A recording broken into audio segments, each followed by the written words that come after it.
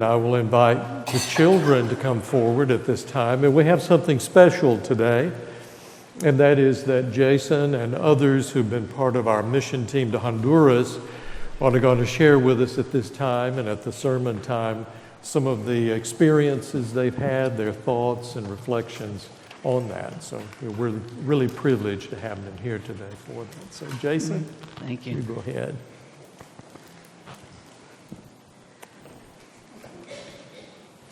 Well, hello. Well, Father Steve's gone on sabbatical, and you've been listening to Father Van in his place. And now here's another unfamiliar face in front of you, so hopefully you're not too confused this morning. I'm Jason Glasgow. I've been a member of this church since 2003. And I'm going to tell you all about a mission trip that we took to Honduras. Is there anybody here that might know where Honduras is? I've got a small globe, and I'll be glad to show you if nobody knows. Okay, y'all come on up here. And let me show you where Honduras is. Come on. You can't see the globe without coming up. Do you see this flower right here? That's where Honduras is. Do you know where Huntsville, Alabama is? Right up here, right? If I draw a line from Huntsville all the way to Honduras, across the Gulf of Mexico, do you know how many miles that is? 1,500 miles. So we went 1,500 miles on a mission trip. Okay, y'all can sit down. Do you know what language they speak in Honduras? Spanish, that's right. Do you know how to say hello in Spanish? Hola, very good. Who knows how to say goodbye? Adios. Who knows how to say good morning? Buenos dias. Who knows how to say good evening? Buenas noches. And who knows how to say thank you?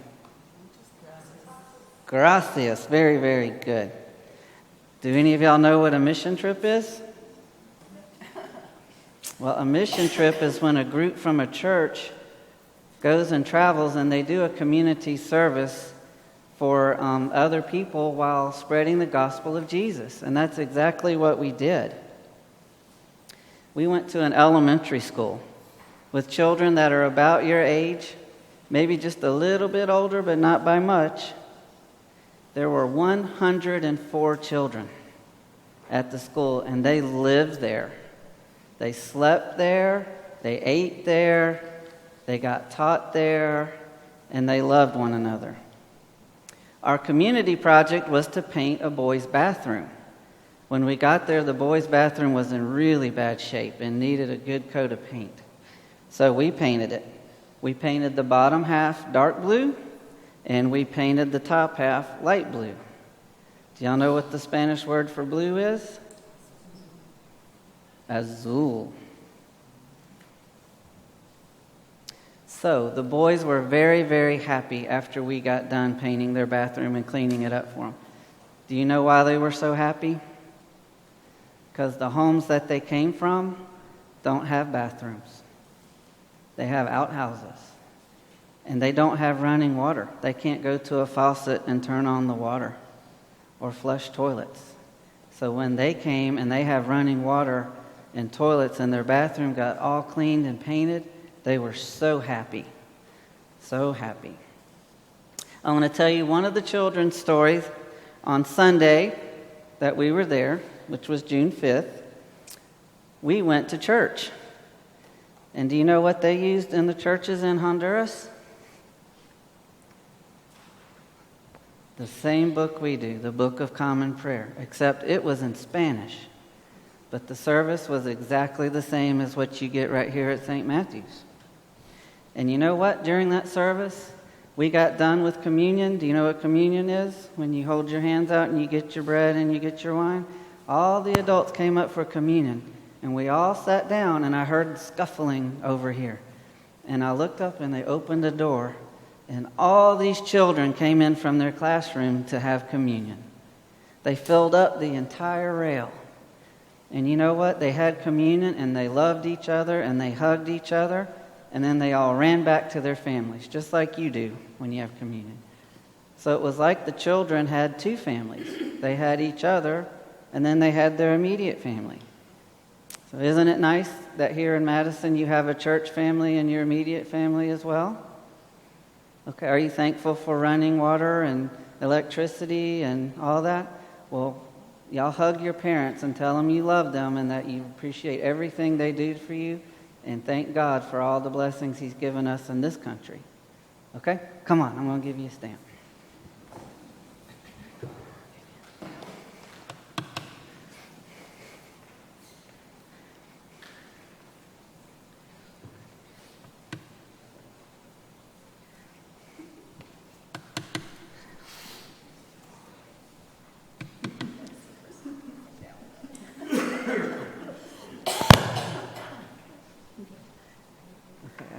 I think Doug and Alec are going to talk to us about their experience with Honduras.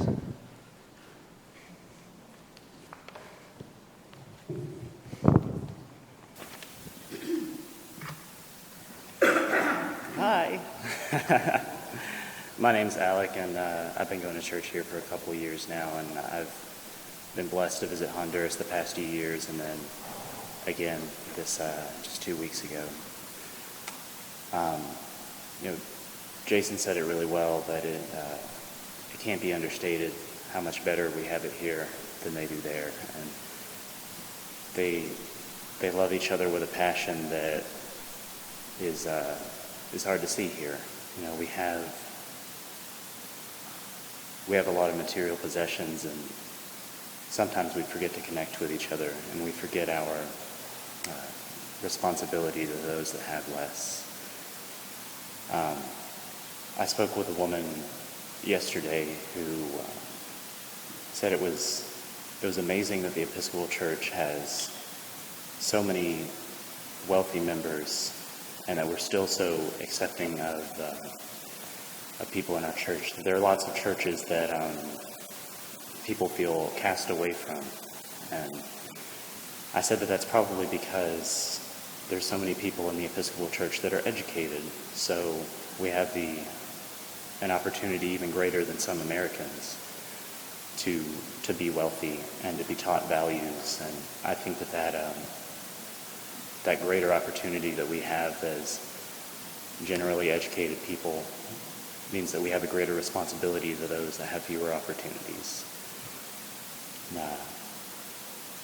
Jesus said that a rich man would have a hard time making it into the kingdom, that a camel would have an easier time making it through the eye of a needle.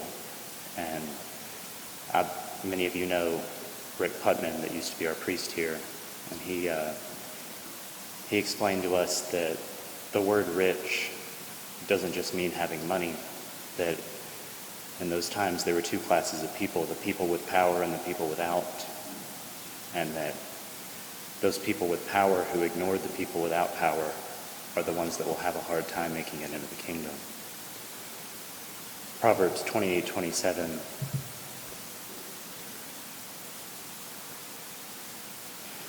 says, "Whoever gives to the poor will lack nothing, but one who turns a blind eye will get a many curse."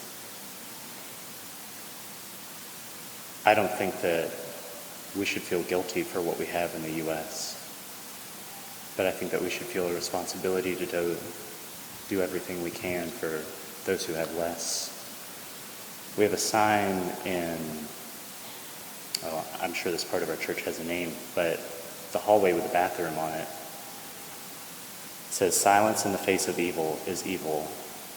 God will not hold us guiltless. Not to speak is to speak, not to act is to act." I want to thank the whole congregation for everything that you've done to make these mission trips possible. You've donated and you've supported us and you've prayed for us while we were gone. And I encourage everyone to do as much as they can for the powerless of the world.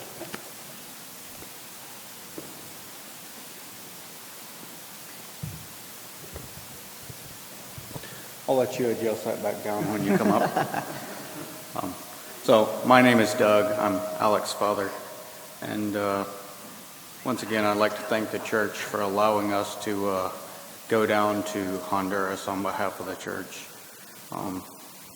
I'm not certain that in a week we make a serious difference in very many lives in Honduras, but the trip to Honduras definitely makes a difference in us. Sorry. So I'll get back to my notes. There are really three things that really touch us when we get down there, at least touch me, and so many more than we can say here. But Alec touched on the point that God has given us so much. And I can tell you that I personally do so little with what God has blessed me with to help the others that haven't seen the financial blessings that I have. And so I just encourage each of you to think about what God's given you and how can we use that to help others around us. And then one of the other things that really speaks to me when I'm down there is how much we can see Jesus when we're there. And it was interesting that the passage from the Old Testament today was about the voice of God and how it comes to us. And Father Rick, who went down to Honduras with us the first year that we went, he always asked us questions at the end of the night when we got together. And I'd like to leave you guys with those questions because I think they're important here. His questions built on each other, and a few nights in, there were three questions. One of them was, where did you see Jesus today? The second one was, what did he say to you? And the third is, what did you say back? So as you go through your rushed, busy day, I just ask you to take the time to hear the still, small voice of God and listen to what he says to you and decide what you want to respond back.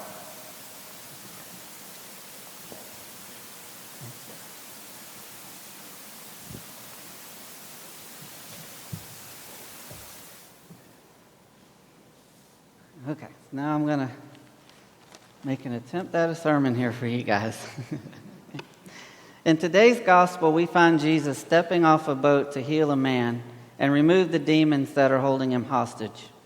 I like to compare the stories we hear about Jesus between the gospel writers. We read today from Luke, and in the first sentence, he says Jesus is in the town of Gerasenes. Mark's gospel states Jesus is in the same town. Gerasenes is about 6 miles from where Jesus steps off the boat across from Galilee. However, Matthew in his gospel states that Jesus is in a town, Gadarene, which is about 36 miles from where Jesus stepped off the boat. Chances are we can assume Jesus is in Gerasenes, given the distance from the boat and to the town and the means of transportation that were available at the time. Luke and Mark also state that one man had demons that met Jesus. Matthew states there are 2 men that met Jesus when he stepped off the boat. While the gospel writers might not have Jesus in the same town or met by the same number of men, all 3 describe the intensity in which we fight our demons, no matter what town we live in or how many of us are present. Luke states the man was kept under guard and bound with chains and shackles, but he would not break the bonds and be driven by the demon into the wilds. Matthew gives the shortest description and states the men were so fierce that no one could pass by. Mark gives the most detailed description of how the demon-possessed man and states that no one could restrain the man anymore, even with a chain, for he had often been restrained with shackles and chains, but the chains he wrenched apart and the shackles he broke into pieces. And no one had the strength to subdue him. Night and day among the tombs and on the mountains, he was always howling and bruising himself with stones. Imagine that. A demon possession so intense that one would always howl and bruise himself with stones. Given these 3 descriptions of the men, Jesus shows strong courage to approach the man. Additionally, the man was so fierce that no one could pass by him, greeted Jesus by saying, "What have you to do with me, Jesus, Son of the Most High God? I beg you, do not torment me." This possessed, fierce man was willing to approach Jesus and request not to be tormented, and humbly ask, "What have you to do with me?" A group of 6 missionaries traveled to Honduras and stayed in an elementary school that fed, educated, and loved 104 children. We too were willing to leave our country and face demons during our visit. We saw the demons of crime, lack of basic education, and extreme poverty. We visited 2 homes in which the children came from that had no electricity, no running water, and little food to eat. The homes had wooden frames, leaky roofs, and most of the walls were covered with plastic. There were animal feces on their beds, insects swarming, and a stench that the people lived with. All of the children at this elementary school came from homes in this condition. The people that live in these homes are very grateful for the school taking in their children and are loving people. We were allowed to take pictures in one of the homes. It was not until I looked over the picture that I took that something I did not see during the visit grabbed my heartstrings. The mother in the home had a bed, and at the head of her bed was an iron cross. She was a very spiritual lady, and there was no demon that was going to keep her or her children away from the church or that the school was going to educate her 3 boys. The administrator of the school told us the story of a young boy that was admitted to the school, and on the first day he was offered a plate of food. He wolfed down that plate of food, and he was offered a second plate. He ate the second plate of food with the same intensity he ate the first plate. The teachers at the school did not want to offer a third plate because they were worried his digestive system could not handle that amount of food in such a short period of time. Once he left the cafeteria, they found him going through garbage cans at the school looking for more food, a method of finding food he was accustomed to at the home he came from. He would not stop looking through trash cans, no matter how many times the teachers asked him to stop. Then, one of the teachers asked him if he would like to see his bed. The child gave the teacher a puzzled look and questioned the teacher, "A bed for me?" His hunger went away and he wanted to see his own bed. His new bed with a solid roof that did not leak, electricity running through his dorm, and running water. His bed provided a sense of comfort and security and a belief that he was going to be loved by the teachers and the basic necessities provided for by the school. In our gospel story today, the demons that have possessed the man begged, and you'll notice they use the word beg, not asked or requested, but the demons begged Jesus not to put them into the abyss, but into pigs. When I was preparing this talk for you today, I was unsure why the demons would want to possess pigs. It would seem that demons would want to possess something other than a herd of pigs. I have a daily study Bible series on the Gospels that's written by William Barclay, who's a scholar at the University of Glasgow in Scotland. I find his interpretations of the Gospels fascinating, and he offers the conclusion that the pigs were scared off by the howling and shrieking of the man as described in Mark's Gospel, and that the man was so convinced he was possessed by demons that Jesus used the pigs running off the cliff as a visible demonstration that the demons had gone out of him. Again, similar to the discrepancies found between the gospel writers as to which town Jesus was in and the numbers of men he met when he stepped off the boat, it doesn't matter where the demons went. The message is clear that Jesus will approach you and free you from the demons you may have in your life, no matter how scary or fierce they may be. The group of 6 missionaries indeed came closer to Jesus during the mission trip. We saw the demons of crime, extreme poverty, and lack of food removed by the love of the Episcopal Church and the dedication of the teachers that worked in the school. All 6 of us saw Jesus working at the school. Our first real encounter with Jesus was during a church service we all attended in Tegucigalpa on Sunday, June 5th, at St. Mary's Episcopal School. Each night we would meet on the porch of the visitor's house and have a small worship service and sing songs. I would ask the team a thought-provoking question each night so that we could discuss the activities of the day and assess our spiritual state. This particular night, I asked the question, "Where did you see Jesus today?" The answers were all unified to my surprise. The first team member said, "At church during the last song when the folks raised their hand." Second team member said, "God's word is powerful and that we worship the same way in the Episcopal Church around the world." The third team member said, "During peace at the church and in line for communion." The fourth team member said, "During peace at church. The people hugged us that did not even know us." And to just let you know, during peace there, they lined up in the rows, and everybody lined up and hugged everybody as you went through. So the peace took quite a long time to get through at the church. The fifth team member said, "At church, a small man in the front row that danced and shook his maracas."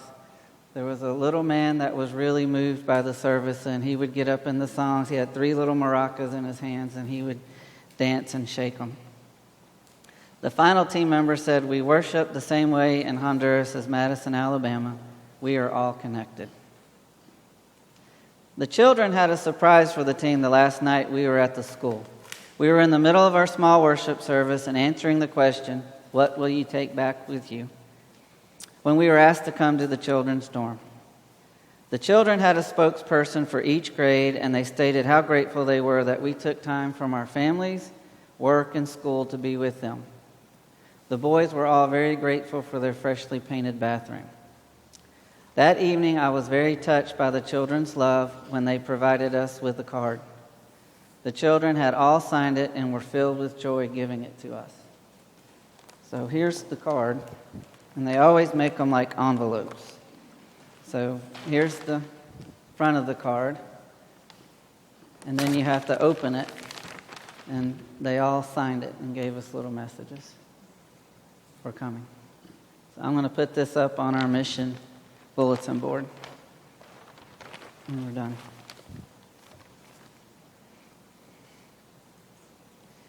When we were done, they all lined up and gave us a hug. We received about 100 hugs in the span of about 15 minutes. These hugs were real hugs, not a simple pat on the back or a hug that might be half given. These were real hugs of love that we shared with the kids. There was one boy named Orlean that would go back to the end of the line after he got his hugs from the team. Orlean went through the line 3 times to get hugs from us. These children loved the team and they loved each other. One night during our worship service, I asked the team, "What did Jesus say to you today?" Again, we had a unified response. Jesus told the team that we needed to be more like the children. There was a child that won a prize during a trivia tic-tac-toe game they were playing. The child won a piece of candy, and he broke it in half and shared it with a friend. Another friend wanted a piece, and he broke it in half again to share it, and then another friend, and so on and so on and so on. The child continued to break the candy in half and sharing it until the piece became so small he couldn't break it anymore. Candy is rare at the school, and it's a prized possession if the children receive a piece. This child loved his classmates so much he was willing to break that candy up as much as he could to share it.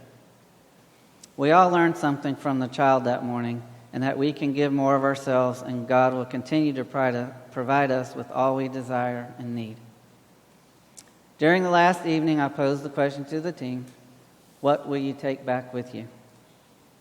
The first team member said, "We see the needs in Honduras, but when I get home, will we do anything about it?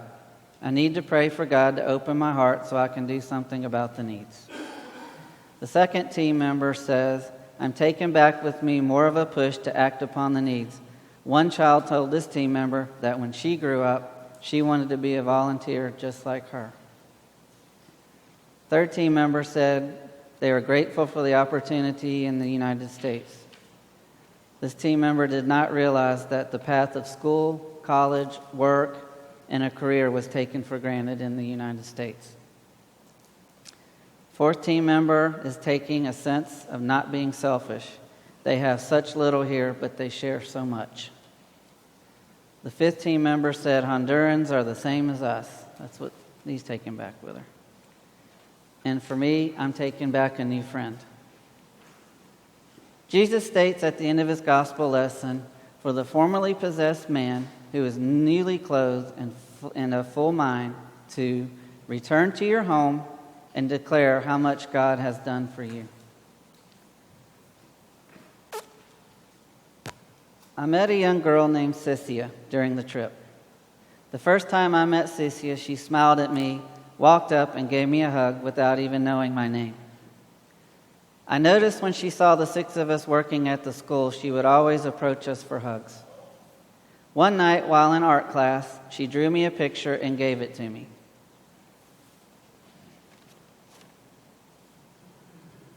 She was so proud of the picture and elated to hand it to me. She had to have her picture taken with me holding the picture. We were invited to go with the children to the Olympic Training Center, where the kids get exercise and can be trained by Honduran Olympic athletes. I was walking with a group to watch the kids play ping pong. As I was walking, I felt the fingers of a small hand interweaving with my fingers on my right hand. I looked down and saw the big smile on Cecia's face, and we walked hand in hand to the ping pong facility. 2 nights later, it was raining, and the 6 of us were sent to the art room to be with the children. It's a dry place where we can all fit in and do activities with the children and not get wet. Cynthia drew me another picture. The final morning during breakfast, Cynthia sought me out and handed me a letter. It was written in Spanish, so I had to have Katie Mack interpret it for me.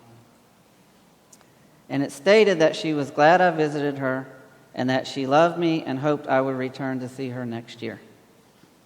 Again, she wanted her picture taken with me holding the letter. I was choked up to get the letter from her.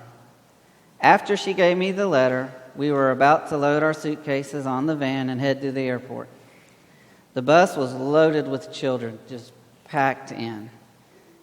And I looked up, and there was some scuffling on the bus. And it was Cynthia. She had crawled over many children from the opposite side of the bus to a window that faced me that was slightly cracked.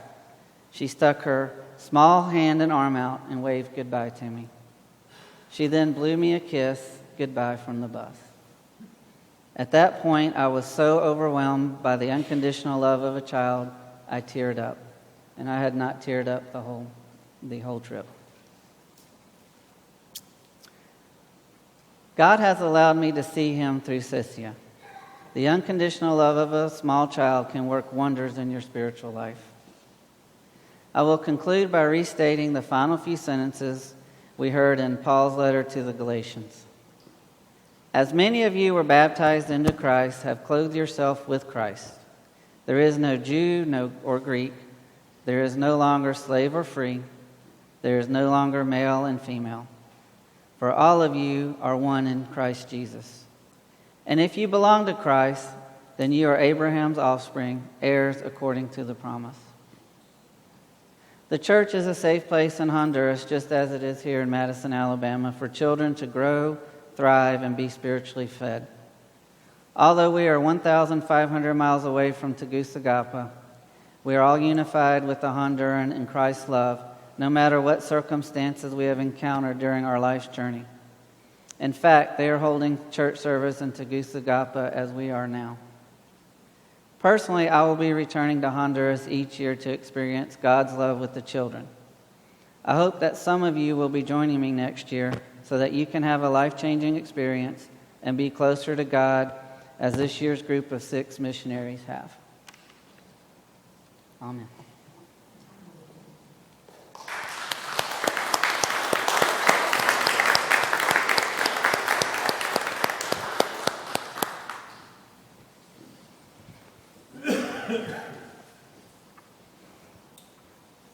Thank you so much, Jason, and all of you for what you've shared with us and even more for what you've done.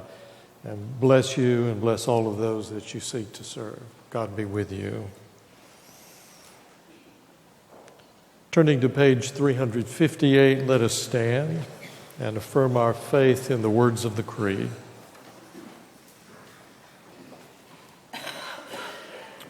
We believe in one God, the Father, the Almighty, maker of heaven and earth, of all that is seen and unseen.